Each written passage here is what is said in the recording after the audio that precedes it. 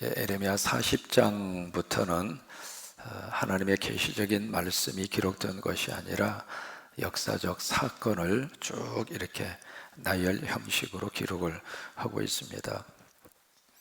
오늘 성경 말씀에 보시면은 두 가지 내용을 기록을 하고 있습니다. 첫째는 에레미야가 포로가 돼서 끌려가다가 석방을 됩니다. 참 이것은 기가 막힌 놀라운 하나님의 역사거든요. 그래서 이제 쭉 어디까지 끌려가느냐면 예루살렘에서 라마라고 하는 지역까지 끌려가다가 거기서 이제 거기까지 거리가 약 한 8km 정도 됩니다. 그래서 이제 포로로 끌려서 이스라엘 백성들, 유다의 백성들하고 함께 끌려가다가 중간에 예레미야가 석방이 돼요. 석방을 시켰는데 누가 시켰느냐면 여기 이제 사령관 느부사라단, 이 사람은 바벨론 전체 왕이었던 느부갓네살의 직속 부하가 되겠죠. 그러니까 왕의 칙령을 받은 거죠. 에레미야는 살려주어라. 그 칙령을 받고 이 에레미야를 이제 석방을 시키는데, 석방을 시키면서 뭐라고 그러느냐면 참 한번 귀담아서 들어봐야 할 필요가 있습니다. 뭐냐면 여기 사령관을 왔던 느부사라단이 에레미야에게 하는 말이 있습니다. 뭐라고 이야기하느냐면 한번 보세요. 2절입니다. 사령관이 에레미야를 불러다가 이르되 내 하나님 여호와께서 이곳에 이 재난을 선포하시더니, 그러니까 지금 누구를 통해서 이 재난을 선포했느냐면 하나님의 종 에레미야를 통해서 몇 년 동안, 무려 40년 동안 그렇게 하나님께서 너를 통해서 설교하게 하시더니 그 말이에요. 너를 통해서 하나님께서 지금까지 계속해서 백성들에게 증거하고 선포하고 하나님의 말씀이라고, 하나님의 메시지라고 이 땅 위에 선포한 그 말씀이 있었는데, 그러면서 3절에 뭐라고 이야기하느냐면 하나님께서 그가 어떻게 하신대요.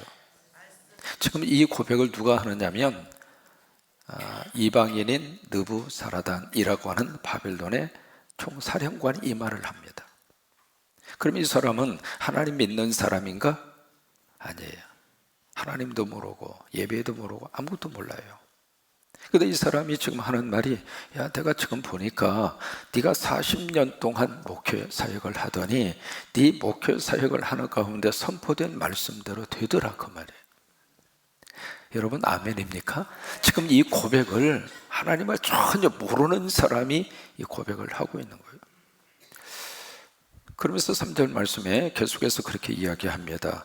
여호와께서 그가 말씀하신 대로 행하셨으니 이는 너희가 여호와께 범죄하고 그의 목소리에 순종하지 아니하였으므로 이제 이루어졌도다. 이 일이 너희에게 임한 것이니라. 그러니까 지금 남의 나라 사람이 와서 이 나라를 완전히 멸망을 시키고 그리고 쓸만한 사람 다 포로로 끌고 가면서 하는 말이 꼴 좋다. 하나님 말씀을 안 듣더니 그 말이에요. 여러분이 예수 믿는 사람은 어떤 일이 있어도 하나님의 은혜와 축복 속에 살아야 복입니다. 특별히 마귀와 사탄에게 손가락질 당하면 안 됩니다. 지금 원수가 와서 지금 이 말을 하고 있는 거잖아요. 지금 조롱하는 거예요. 하나님의 말씀을 그렇게 선포되고 말씀대로 지금 하나님의 거룩한 역사가 이루어지는 현장을 보니까 참 너희들 꼴 좋다, 그 말이에요.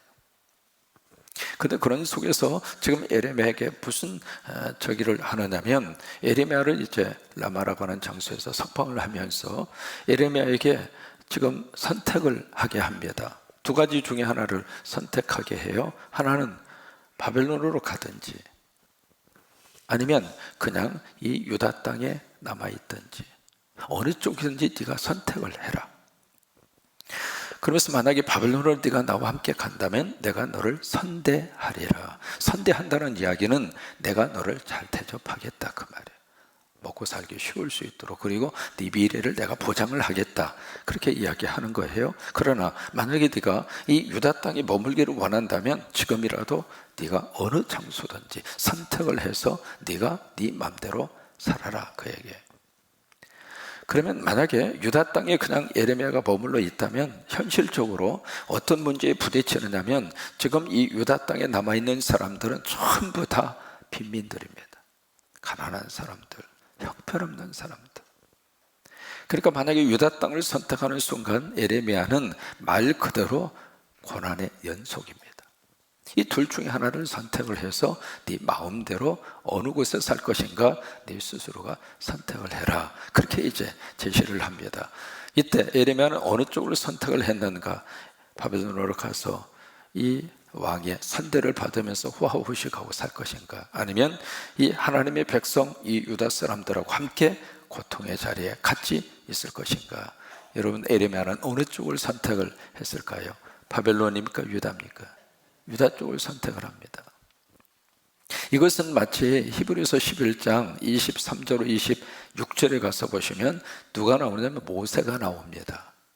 모세의 말씀을 쭉 이렇게 기록을 하면서 모세가 믿음으로 바로의 공주의 아들이라 칭함을 어떻게 내냐면 거절하고 하나님의 백성과 함께 고난받는 것을 오히려 그쪽을 선택을 했단 말이죠. 그런 것처럼 예레미야가 바벨론보다는 유다 쪽을 선택을 합니다. 그 다음에 두 번째, 무슨 내용이 이제 기록이 되냐면 그다랴라고 하는 사람이 등장을 하고 있거든요. 이 그다랴라고 하는 사람은 다른 저희 보면은 그달리아라고 번역이 되어 있습니다. 같은 사람이에요. 그다랴나 그달리아나. 근데 이 그다랴라고 하는 이름의 뜻은 여호와는 위대하시다, 그런 뜻이에요.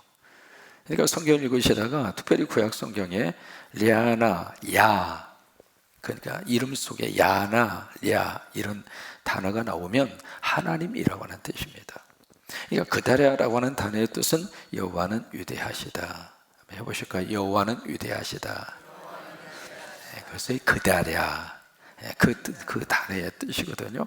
이 사람이 누구냐면 바로 이 예루살렘을 완전히 이제 그 멸망을 시키고 점령을 한 다음에 이 사람을 바로 이 지역을 다스릴 수 있는 총독으로 딱 세워놓은 거예요. 바벨론 왕이 네가 이곳을 통치를 해라. 그래서 이제 총독으로 세운 사람이 그다랴라고 하는 사람인데, 이 사람은 누구냐면 그 쭉 성경을 읽으시다가 보면은 그 서기관이 나옵니다. 서기관 중에서도 아주 경건한 서기관 사반이라고 하는 사람이 나오는데 그 사반의 아들입니다. 그리고 이 그다랴라는 사람은 요시야라고 하는 왕이 있거든요. 시드기야라고 하는 그 왕의 아버지죠.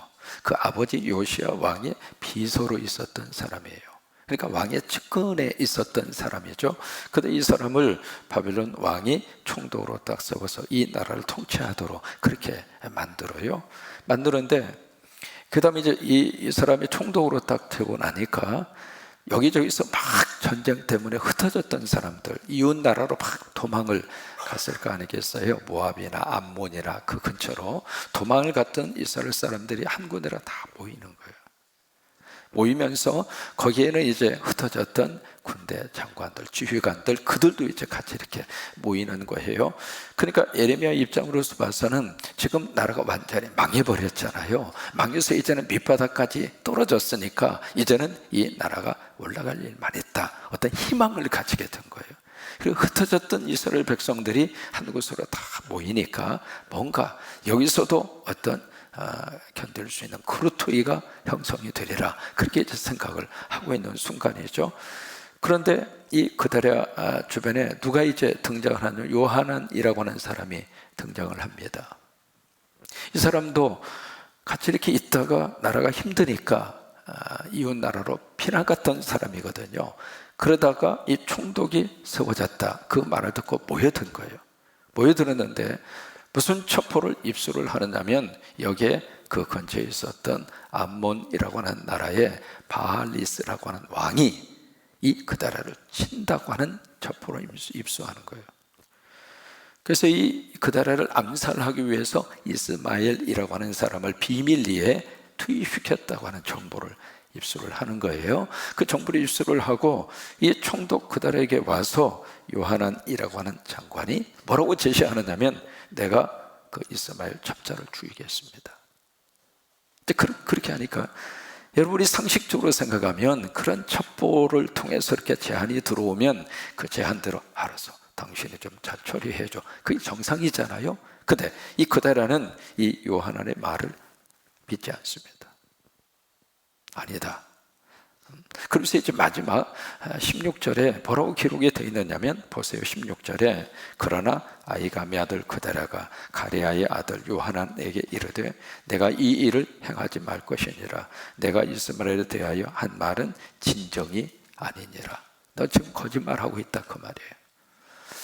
자 보세요. 그것이 나중에 어떤 결과가 나타나게 됐는가. 그 다음 41장에 가서 보시면 그 이스마엘이라고 하는 사람한테 이 그다랴가 두 달 만에 암살을 당합니다. 암살을 당하고 겨우 이스라엘 백성들이 모여들다가 그 일을 통해서 완전히 흩어져 버리는 그런 일이 그 다음에 41장에 가서 그렇게 이루어집니다. 오늘 이 40장에 이 두 가지의 사건을 들여다보면서 우리가 어떤 메시지를 받을 수 있는가. 첫째로 믿음은 뭐냐면 선택입니다. 한번 해보시죠. 믿음은 선택이다. 그래요. 믿음은 선택이에요. 그러니까 믿음은 어느 쪽을 선택할 것인가. 내가 하나님 쪽을 선택할 것인가 아니면 세상 쪽을 선택할 것인가. 그러니까 눈으로 보기에는 예레미야는 바벨론으로 가야 대접받아요. 그쪽으로 가야 지금까지 고생했던 것에 대한 보상을 받을 수 있습니다. 그러나 이 예레미야는 화려한 바벨론보다 고통스럽지만 고난스럽지만 하나님이 계신 쪽을 선택합니다. 그러니까 믿음은 끊임없는 선택이에요. 어느 쪽을 선택할 것인가. 이 새벽에도 이 새벽을 선택한 여러분들에게 믿음이 있기 때문에 새벽을 선택하는 거예요. 그러니까 내 안에 믿음의 영성이 없으면 신앙이 있는 쪽을 선택하지 않습니다. 그러니까 오늘 하루를 살면서도 내가 어느 쪽을 선택할 것인가. 우리가 하나님 앞에 물어야 되고 하나님 앞에 기도하셔야 되고. 그러니까 지금까지 했으니까 계속한다 그거 아니에요. 다 우리 스스로가 하나님 앞에 하나님 어느 쪽을 선택해야 합니까? 우리 자녀들 수능을 앞에 두고도 수능 이후에도 마찬가지가 되겠죠. 우리 자녀가 어느 쪽을 선택할 것인가. 그래서 믿음은 끊임없는 선택입니다. 결국 예레미야는 그 선택을 한 거죠. 그러면서 여기에 그렇게 많은 유다의 백성들이 있지만 구원받은 사람은 딱 한 사람이에요. 석방받은 사람은 딱 한 사람, 예레미야밖에 없습니다. 다른 사람은 다 포로로 다 끌려갔습니다. 그 가운데 딱 한 사람 예레미야만 그 속에서 자유함을 얻었고 거기에서 구원받았고 거기서 석방을 받은 거예요. 무슨 얘기냐면 예레미야의 그 믿음을 원수도 인정한 겁니다. 적국의 나라의 군대 장관도 인정할 정도로 당신은 하나님의 사람이요, 당신은 믿음의 사람이요, 그러니 당신은 석방시켜 주겠어. 그러니까 우리 믿음도 마찬가지입니다. 첫째는 하나님에게 인정받으셔야 되고 두 번째는 사탄에게도 인정받아야 합니다. 당신 아무리 내가 흔들려고 해도 당신은 흔들리지 않는 하나님의 사람이요. 그 정도로 여러분 마귀와 사탄도 인정하는 믿음, 그 믿음의 수준까지 여러분 올라서시기를 바랍니다. 조금만 흔들면 그냥 시험 들고 넘어지는 그냥 연약한 그냥 유리그릇 같은 그냥 이렇게 불안불안한 그런 믿음이 아니라 사탄이 와서 막 흔들어도 어떤 일이 있어도 나 하나님 믿고 살란다, 나 예수 믿고 살란다, 나 하나님의 자녀야. 네가 감히 나를 어떻게 야! 이 사탄아, 그러면서 사탄을 향하여 잠 깨라고 크게 한 거예요. 사탄에게도 인정받을 만한 당신은 하나님의 사람이요. 이렇게 예레미야가 그런 거예요. 그래서 이제 결국 예레미야 한 사람만 그렇게 석방을 받고 구원받은, 왜? 그런 믿음의 선택을 한 거예요. 두 번째로 오늘 말씀을 통해서 주시는 메시지가 있습니다. 믿음은 뭐냐면 두 번째 분별력입니다. 한번 해보세요. 믿음은 분별력이다. 이 그다랴라고 하는 사람, 너무 귀한 자리를 하나님이 올려주시고 혼란한 이 전국을 잘 수습을 해서 이 나라의 기초를 다 바꿀 수 있도록 너무 좋은 기회를 그다라에게 하나님이 주신 거예요. 그런데 그 자리에서 그다라는 2달 만에 죽습니다. 왜 그랬을까? 분별력이 없는 거예요. 누가 적이고 누가 아군인지를 분별력이 없는 거예요.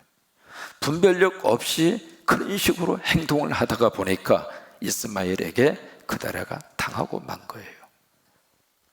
여러분, 우리를 힘들게 하고 우리에게 마귀와 사탄 노릇을 하는 사람은 멀리 있지 않습니다. 가까이 있는 거예요. 늘 우리 손 안에 있습니다. 지금 우리는 말이죠, 끊임없이 페이스북을 하죠. 그 다음에 카톡을 하죠. 이게 지금 신종 사기범이 어디까지 침투해서 들어왔느냐면, 지금 이 스마트폰을 통해서 특히 성적으로 엄청난 유혹을 갖다가 하고 있잖아요. 페이스북에 와서 친구하자고, 이상한 모습의 여자 사진을 띄워서 클릭을 딱 하는 순간 바로 페이스북 친구로 연결이 돼버려요.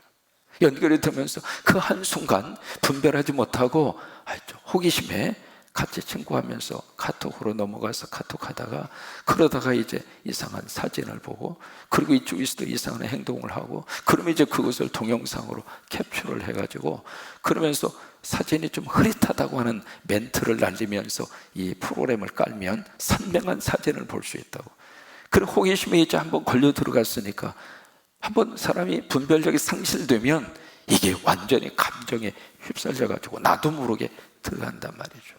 그래서 그 프로그램을 딱 깔다가 보니까 자신에게 있었던 핸드폰의 모든 정보가 한순간 그 사람 속으로 다 넘어가 버리는 거예요.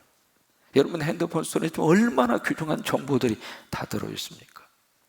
암호부터 시작을 해서 연락처로부터 시작을 해서, 그러더니 하면서 오빠 이 핸드폰에다가 키스를 해달라고. 무슨 놈의 핸드폰에다 키스를 합니까? 키스를 하고 딱 하는 순간 가장 가까이에서 얼굴을 톡 찍은 거예요.